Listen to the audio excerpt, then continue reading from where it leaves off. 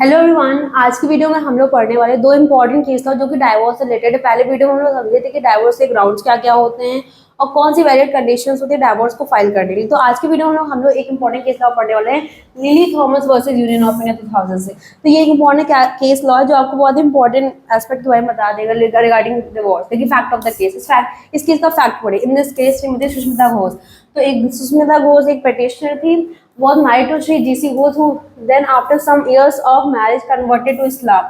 तो देखिए सुष्मिता घोष ने शादी की किससे? श्री GC घोष से शादी की। Then after some years they converted to, मतलब इन्होंने GC घोष ने कन्वर्जन कर लिया इस्लाम में and take advantage of marrying twice. तो इन्होंने ये सोचा कि मैं इस्लाम में कन्वर्ट हो जाऊंगा तो मैं एक से ज़्यादा शादी कर सकता हूँ, क्योंकि मुस्लिम लॉ में मोर than one marriage is valid, completely valid, but in Hindu marriage act it is completely invalid, illegal माना जाता है। And NGO name Kalyani observe the increase the number of such cases. ऐसे मतलब एक एनजीओ था, नॉन गवर्नमेंटल ऑर्गेनाइजेशन, तो इसमें एक कल्याणी नाम का एनजीओ था जिसने ये ऑब्जर्व की इस तरह के केसेस बहुत ज़्यादा मार्केट में बढ़ रहे हैं कि लोग दूसरे रिलीजन में कन्वर्ट हो जाए just because they want to marry more than one person. ठीक है, तो इस एनजीओ ने डिसाइड किया कि ऐसे वुमेन्स को हेल्प किया जिनके साथ इस तरह का पीड़न हो रहा है, उनके पार्टनर्स दो पर्सन से शादी कर रहे हैं, तो conversion of their husband to other religion only because they wanted to exploit the advantage of second marriage and had no faith in the religion. उनका मुस्लिम धर्म में कोई भी रिलीजन में कोई भी विश्वास नहीं था, कोई भी आस्था नहीं थी, just because of they want to marry the other person they are converted to इस्लाम।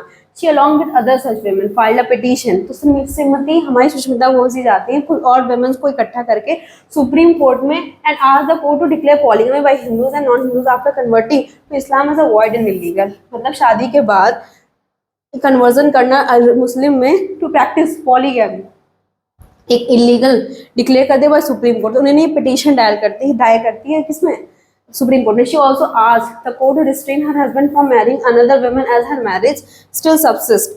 मतलब वो कहती हैं कि उनके हस्बैंड को भी रोका जाए दूसरी शादी करने के लिए, क्योंकि उनकी मैरिज अभी भी कंटिन्यू है, उनकी शादी अभी भी चल रही है। तो देखिए इसमें फैक्ट ऑफ द केस के बारे में डिस्कशन हो गया। अब इसमें इशू क्या था, प्रॉब्लम क्या थी? देखिए हाँ, issue involve whether the respondent must be held liable for the offence of bigamy. मतलब जो हमारे किसी घोष थे उनको क्या लायबल ठहराया जाएगा इस ऑफेंस के लिए, पॉलीगैमी के लिए? ये पहला क्वेश्चन होता है। फिर दूसरा, whether the marriage solemnized by Hindus after converting to Islam be declared as void. मतलब जो भी हिंदूज इस्लाम में कन्वर्ट होने के बाद जो मोर देन वन मैरिजेस करते, पॉलीगैमी प्रैक्टिस करते, क्या उस मैरिज को सॉलेमनाइज किया जाएगा बाय हिंदूज को, एक्सेप्ट किया जाएगा? ठीक है, अब जजमेंट क्या है कोर्ट का हमारे? द एपेक्स कोर्ट, मतलब जो supreme court in this case observe that mere conversion of the husband to any other religion would not dissolve the first marriage. मतलब अगर हस्बैंड कोई और रिलीजन में कन्वर्ट हो जाता है तो इसका यह मतलब नहीं उसकी पहली शादी खत्म हो जाएगी, डिसॉल्व हो जाएगी। The act of converting to Islam just take the advantage of more than one marriages, मतलब अमाउंट टू रिलीजियस बायगॉटरी। मतलब ये धर्म के खिलाफ जुर्म है। अगर आप दूसरे धर्म में जाके बस पॉलीगैमी को प्रैक्टिस करने के लिए ऐसा कर रहे हैं, तो of course it amount to religious bigotry as a respondent had no faith in religion. क्योंकि जो रिस्पोंडेंट था, जो मतलब पिटिशनर रिस्पोंडेंट का मतलब उसका कोई बिलीफ सिस्टम ही नहीं था उस रिलीजन में। In the present case, the respondent was held liable for the offence of bigamy because solemnization of second marriage after conversion to another religion does not ipso facto dissolve the first marriage, which was solemnized according to Hindus rituals। तो देखिए इसमें by the very fact, ipso fact मतलब होता है by the very fact, कि उन्होंने just because they converted to another religion, इसका यह मतलब नहीं पहली मैरिज डिसॉल्व हो जाएगी। ठीक है, इसमें लिखा है कि marriage after conversion to religion does not ipso fact dissolve the first marriage which was solemnized according to Hindu ritual.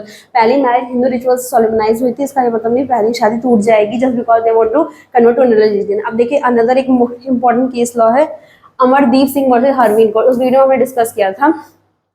इसका फैक्ट क्या है? इन दिस केस, इस केस में क्या होता है? पिटिशनर एंड रिस्पोंडेंट, पिटिशनर जो केस फाइल करता है, रिस्पोंडेंट जिसके अगेंस्ट केस फाइल होता है, इतना आप याद रखिएगा।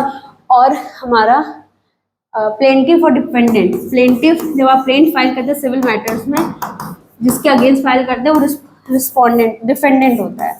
ठीक है, देखिए इसमें क्या होता है? In the case the petitioner and respondent, in this case the petitioner, sorry wait, In this case, the petitioner and respondent were married to each other, had children, but decided to live separately owing to certain issues.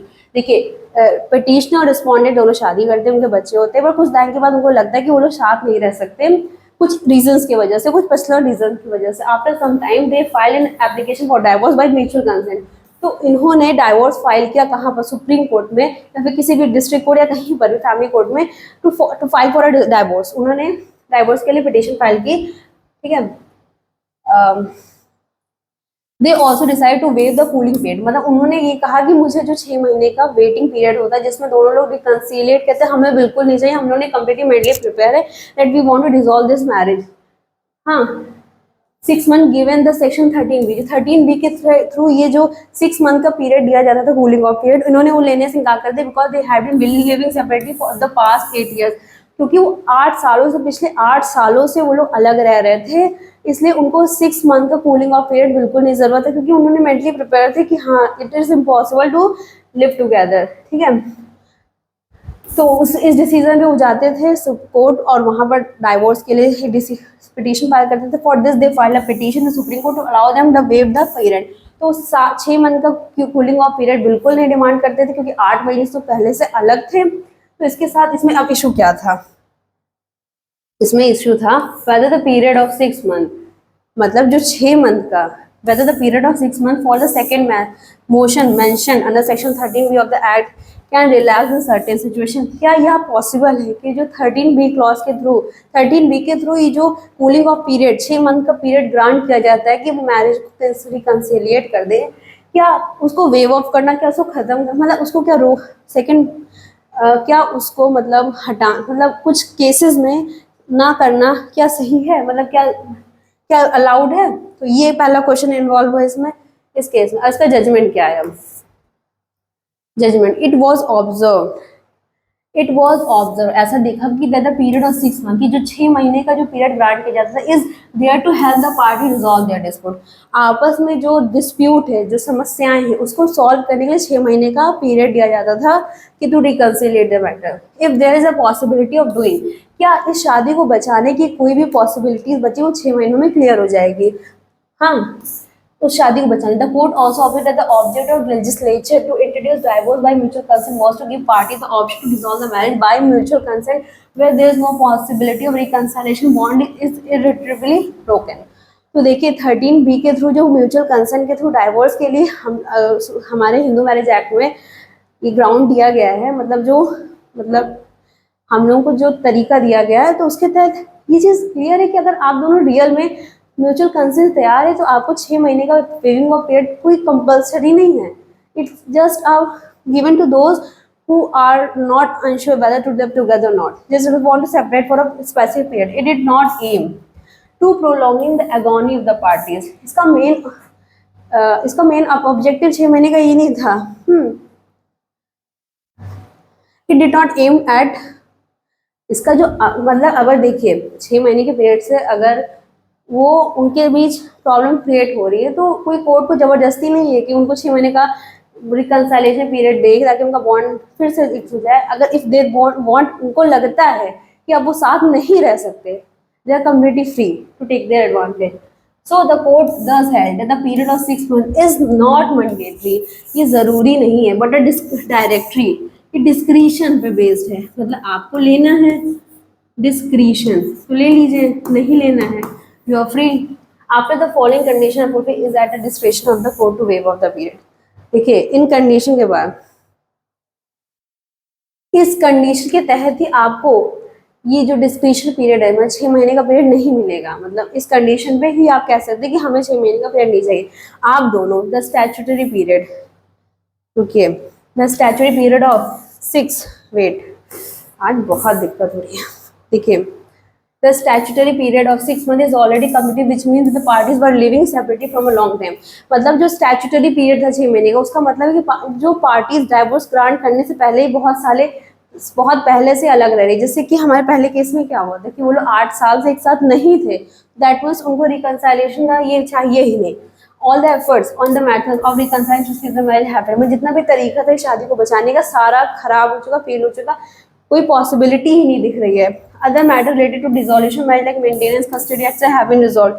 जितने भी matters थे किसके, marriage को खत्म करने के, like maintenance, custody, कि बच्चे कस्टडी किसको हो जाएगी, इन सभी मैटर को रिजॉल्व करने के बाद ही ये पीरियड को नहीं दिया जाता। The waiting period made mandatory to follow would cause frustration of the party and prolong their agony. अगर ये जो पीरियड है, मतलब ये 6 महीने का वेविंग ऑफ पीरियड है, इससे क्या होगा ना कि दोनों पार्टीज में, हस्बैंड और वाइफ के बीच और नफरत पैदा करेगा और गुस्सा पैदा करेगा, जिससे और मैटर्स खराब होंगे, जिस वजह से इसको मैंडेटरी नहीं रखा गया, इसको डिस्क्रिशनरी रखा गया कि अपनी चॉइस के आधार पे पार्टीज ये कर सकती है। The parties have the option to waive off the period of one The parties have the option to waive the waiting period of 1 week after the first motion, but this can be done only after the parties have given valid reason. देखिए देखिए parties के पास ये मौका होता है कि वो 1 week का जो वेटिंग ऑफ पीरियड होता है उसको भी खत्म कर सकते हैं, ठीक है, बट इसके लिए भी आपको कोई वैलिड रीजन देना होगा। तो इसी के साथ हमने 2 केस डिस्कस किया, Lily versus Union of India, and the second one is the Amardeep versus Harveen Kaur. तो इसी के साथ I just want to end this video. Till then, keep watching, keep learning. Thank you.